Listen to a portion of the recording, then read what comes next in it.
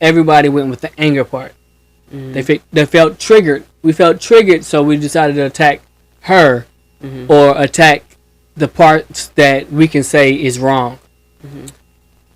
But we don't see the trees for looking at the whole forest. You trying to look at the whole forest and see what you're talking about, but you ain't look at the individual trees within that forest. Like, there are parts where she was saying that actually is important that we need to change. Hey, welcome back to Black Press. Thank you for watching. Please like, comment, share, and subscribe. Now, are we just walking around blind? Because we outnumbered by Hispanics now, right? We're the second minority. So my question is, where are we? What are we doing? So without further ado, I'm just gonna go ahead and kick it off with the awesome TD Jakes.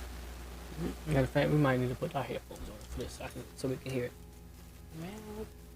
Yeah, we're gonna have to rock these headphones because we got a lot to talk about.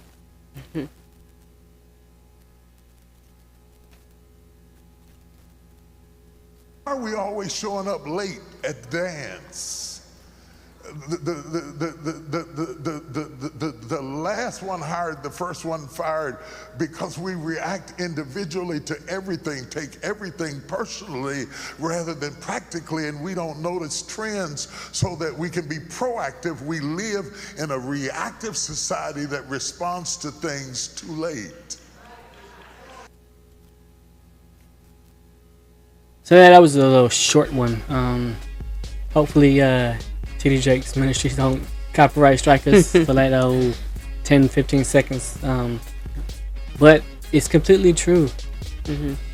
We are operating with our own individual intent of happiness, and we finna get ourselves messed up. It's a lot going on, and I don't think we really paying attention to it, and that's why I want to talk about it.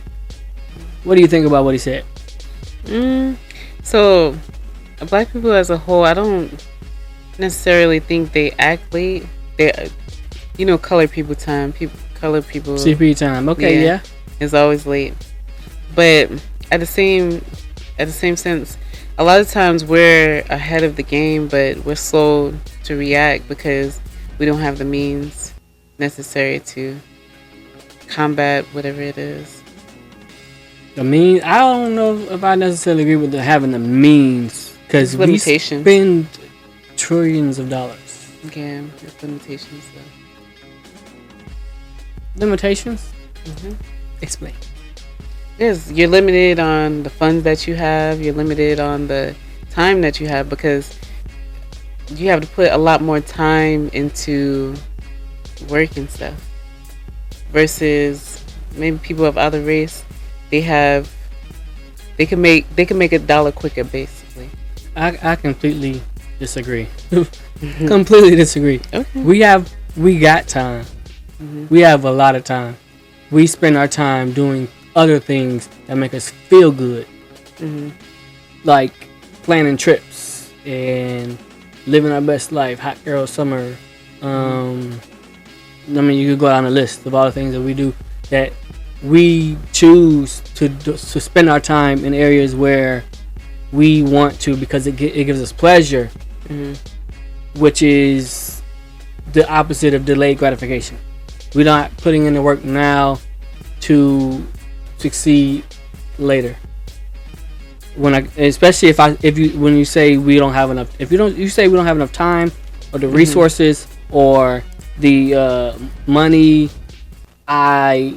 For men, definitely, we got time. Yeah, so when it comes to time, like, everybody is allotted the same time, It's 24 hours in a day. It depends on what you accomplish during that time. Yeah. But what I mean is that in that time, how can you go from making $1 to like increasing your income? It's a lot more difficult because you have to. The road is a lot harder.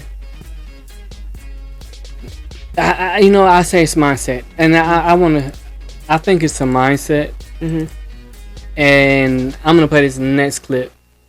With all the controversy of your girl Ebony K and everything that went on. If you're not spun up on this, go ahead and listen to this, and you'll see.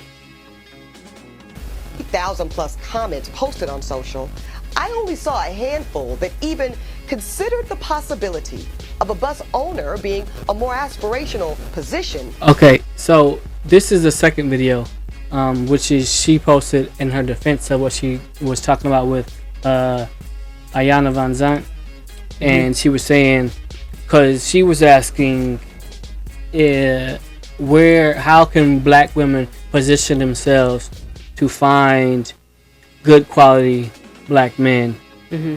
Or she said men in general, because she says that she's been with all of them and none of them are pretty much good or good enough for her. So she said that, and then Ayana Van Zant asked her, would you date a bus driver? And the answer was if she owns the bus, right? And of course, Ayana Van Zant said that was wrong. You know, that her thought process was wrong. And then she got a whole bunch of hate comments, and then she decided to respond. And this is where we're talking about here, where she decided to respond. And that's where we are at this point. Recognizing that I am actually speaking and pouring into the ascension of black men when I said what I said.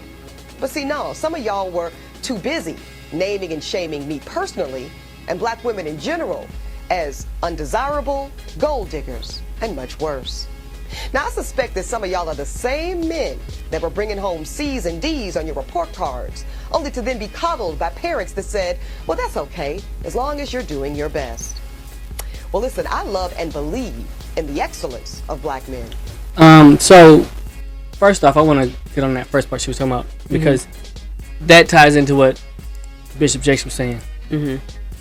Like, she said some things, and everybody went with the anger part.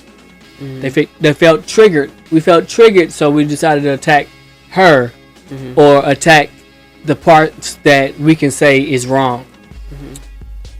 But we don't see the trees for looking at the whole forest. You trying to look at the whole forest and see what you're talking about, but you ain't look at the individual trees within that forest. Like, there are parts where she was saying that actually is important that we need to change. But we get ourselves triggered and we stop listening to everything. For me, it's giving super Kevin Samuels. Like, it even with Kevin Samuels, he was talking to men first, and it wasn't getting anywhere. And then when he started talking about women, men was like, yeah, get off of us. So don't talk about us. No, pay no attention to the wizard behind the curtain. Focus on them. So when he started talking about women, in the same manner that he was talking about men are like, yeah. But in actuality, neither side of our community is willing to receive any harsh criticism. We want it to be buttoned up in a nice soft package so that we can throw it off to the couch and it not get broken. But we haven't really been actually going by it in large. So I'm gonna let her finish, but I just wanted to talk about that because it's important. So no, my dear, C's and D's or any other form of mediocrity is not okay. No, I will not create a soft place for you or anybody that I love to fall comfortably into the bigotry of low expectations. So I'm gonna say one more time, there's absolutely nothing wrong with driving a bus. My mother Gloria drove one for years. But could it be that black America has been sold a narrative of average, regular, and typical being good enough for us? Well, see, that's called white supremacy. So now she starts going to white supremacy, and none of that really matters. Honestly, it doesn't matter, because she said enough right there. Yeah. For what should have been real conversation, because we've heard things on one side and you hear things on the other, and it just shows that we don't want to hear any correction from either side. Yeah. So the thing is, like, of course, everybody knows Black people have to work a lot harder in order to get somewhere and succeed in life. But a lot of people don't want to put forth that effort because they're okay with bare minimum. And we don't want anybody to tell us that us doing the bare minimum is not acceptable. Good. Yeah, it's not acceptable. It's not acceptable. It's not acceptable to do the bare minimum because we are too far behind and moving further behind. How do we, like, we're moving further behind. We are now the second minority. We're going backwards. And people are upset because, oh, I didn't like the way you said it. Or it got with, she doubled down again, so she tripled down on the Breakfast Club. And she said pretty much the same thing. And DJ Envy was like ripping into her. And it was this whole thing. And you could tell he was pissed. And I understand how he was pissed. Yeah. Because he didn't even want Kevin Samuels to come on the show. He does not like that. And I understand it. You're doing it for marketing abilities. Bottom line, while you're achieving at high levels, you don't want to tell anybody that's not achieving at high levels that they need to do better. You know why? Because they are the people that's listening to your show on the radio and watching it on YouTube and everywhere else. So you don't want to offend those people. You playing the same line. Dude, you playing the same line. Yeah. You walking this tight line and you don't want to say, you want to do great. And you want your children to do great. And you want them to be quote unquote happy, but you know you really want them to do great things. But how do you get them to listen? Because you can talk to... That's the problem. You can lead the horse to the water, but the horse is not going to drink it. That's the problem. We don't want to listen. We are stuck in a mentality where it feels more comfortable for me to just sit in my misery than for me to change. Comfort is the enemy of success. So if that's why I'm always doing crazy stuff. That's literally why I'm doing crazy stuff, because if I sit down and just be comfortable, it's the enemy of what I'm actually trying to achieve. And we can say what we want to do, but if we ain't actually making ourselves uncomfortable and actually going out there trying, that's what I say, and that's why I push back. That's why I push back on the idea of we don't have the resources or we don't have the time. Because when we say that, we are saying that we are comfortable where we are, and we're not willing to stress ourselves out to a level that will actually eventually gain us success. Because to stretch yourself out makes you uncomfortable. And to sit still, it's easier.